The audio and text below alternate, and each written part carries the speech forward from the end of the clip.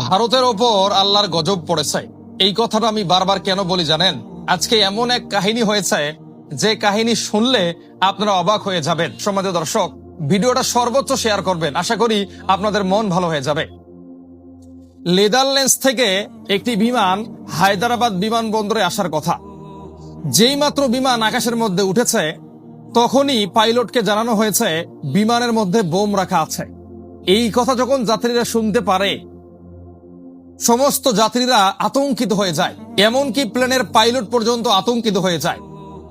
এরপর তারা কি করবে না করবে ভেবে পায় না। পরবর্তীতে মালয়েশিয়ার একটি এয়ারপোর্টে এই বিমানটিকে সফলভাবে ল্যান্ড করা হয়।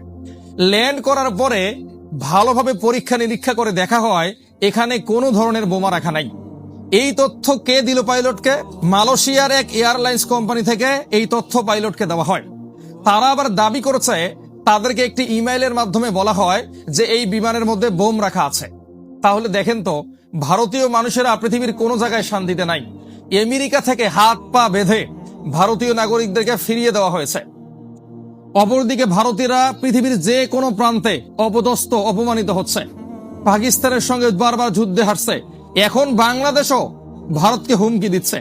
আজকে দেখলাম আমাদের প্রধানমন্ত্রী তারেক জিয়া তার অত্যন্ত গুরুত্বপূর্ণ শ্রদ্ধাভাজন মির্জা ফখরুল ইসলাম আলমগীর বলেছে তিস্তা ব্যারেজ বা পদ্মা ব্যারেজ নির্মাণ করার উপর ভারতের সঙ্গে আমাদের সম্পর্ক থাকবে কিনা এ নিয়ে আমরা আলোচনা করব। অপরদিকে নেপাল, ভুটান কোন দেশ ভারতকে পাত্তা দিচ্ছে না। এখান থেকে কি বোঝা যায় যে ভারত পৃথিবীর কোথাও শান্তি খুঁজে পাচ্ছে না, আর তারা শান্তি পাবেও না। মানুষের উপর জুলুম করে স্থায়ীভাবে শান্তি খুঁজে পাওয়া যায় না। সম্মানিত দর্শক, ভিডিওটা শেয়ার করেন, সবাইকে দেখার সুযোগ করে দেন।